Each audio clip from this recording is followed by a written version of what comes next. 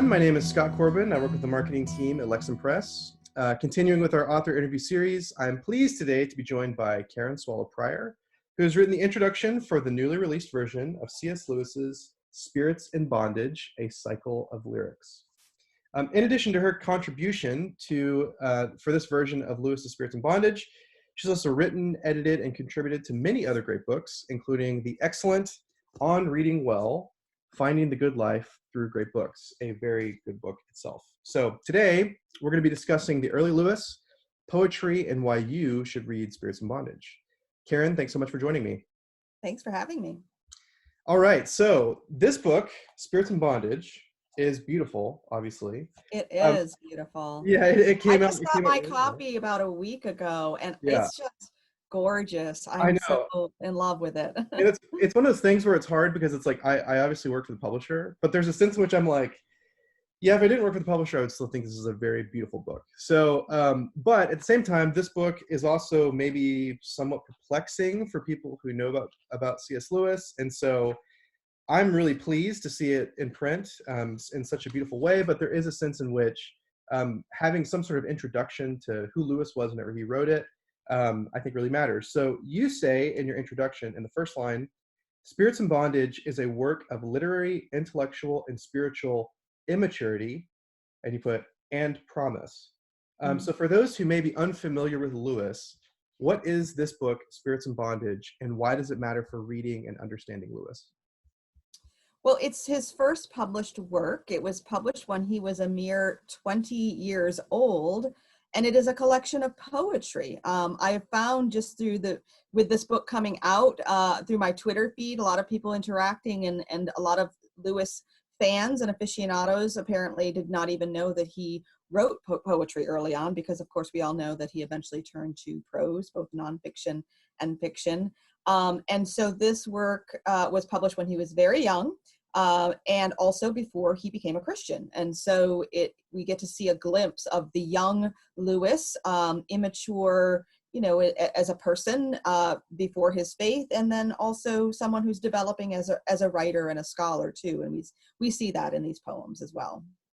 Yeah, there's kind of a brooding Lewis. He's kind of like this young, with some of the poems in particular, you read it and you're kind of like, I thought about the kinds of things I might have written whenever I was 20 years old. And whenever I think about it that way, I'm like, wow, this is really amazing, because the kinds of things I would have written when I was 20 years old would be, very embarrassing. So I'll just leave it. So one of the things though about this, so this was obviously written kind of around World War I. I know that there's a theme in this book with his time in service for the British Army in World War I. And so, but at the same time, there's also some kind of maybe major influences over these writings. And so what were some of those influences that would have been informing him as he was working on these poems? Well, I'll talk about some of his literary influences, but I think even more important than the literary influences is the influence of the age. I mean, every age has sort of a spirit and a mood about it. And the mood surrounding World War I was one of the most pessimistic, I think, in all of human history, simply because World War I occurred at the end of a very optimistic age, when people really believed in the potential of technology and knowledge and mankind. Everyone thought that the world was going to improve and human beings with it. And World War I just brought those hopes and dreams to a crashing end. And Lewis was in the middle of that. So there's an age, a spirit of the age, of the end of the Victorian age, the beginning of the modern age, that pervades the mood in this book. And so some of the writers that preceded Lewis, but helped to contribute and mark that, the pessimism and despair of that age, that immediately preceded him, are the late Victorian writers like Thomas Hardy and Matthew Arnold, who really were cynical about the values of the Victorian age.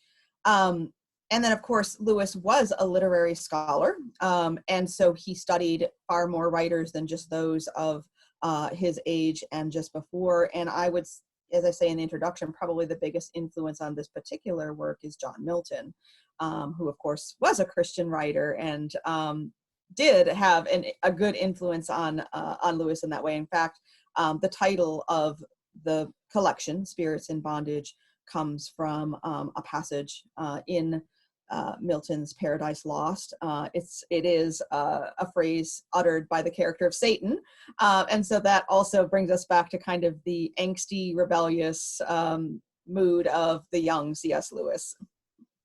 That's great. And so again, so you had mentioned that Lewis is primarily known as a prose writer, both for fiction and nonfiction. So a lot of times people know Lewis from the Narnia books, or they know Mere Christianity, things like that.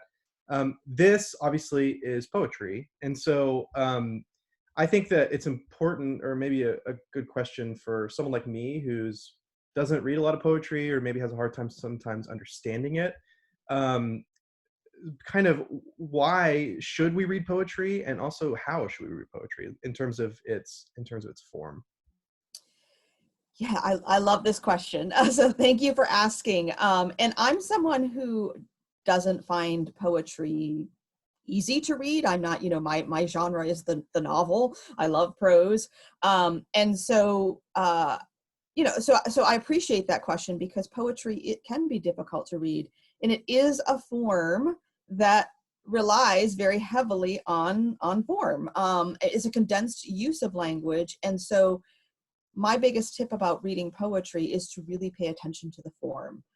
It's there for a reason. So if we look at, for example, a sonnet, and there's at least one sonnet in this collection, a sonnet is a very fixed form.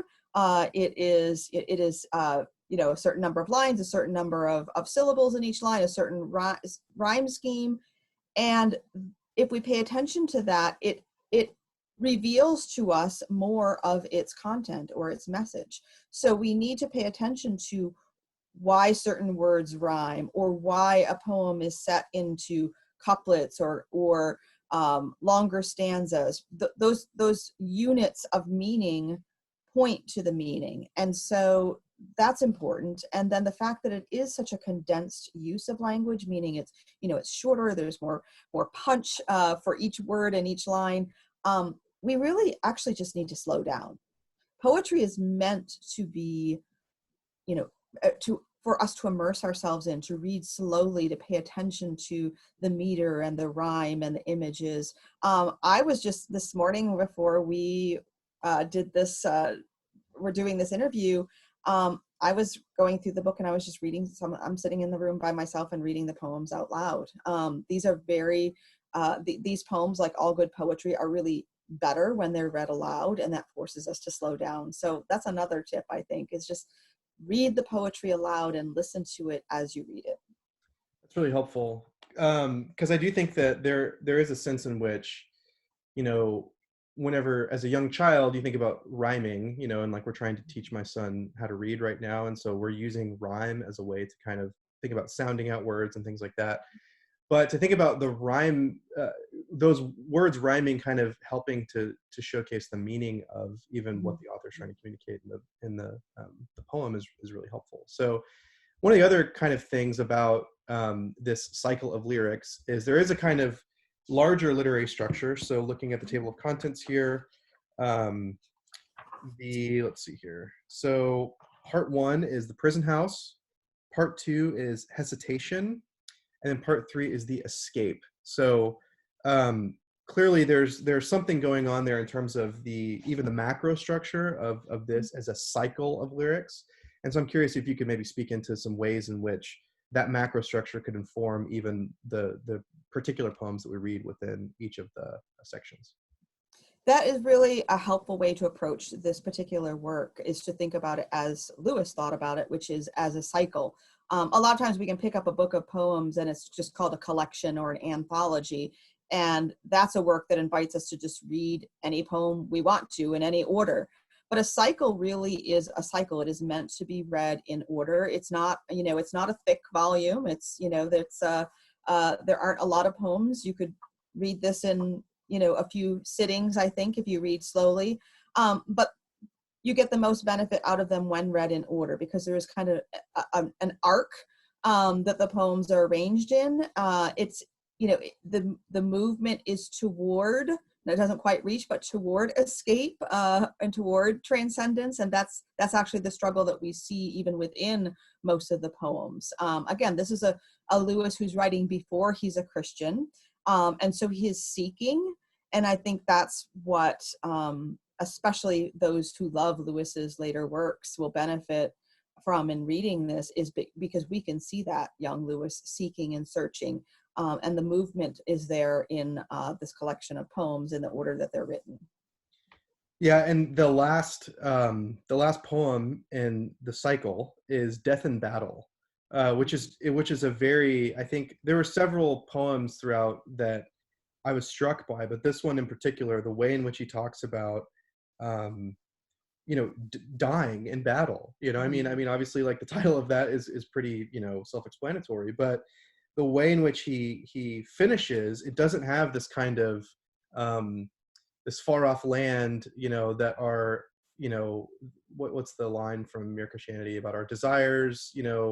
If we long for something that we can't find in this world, then obviously it means that we have a desire for something beyond it.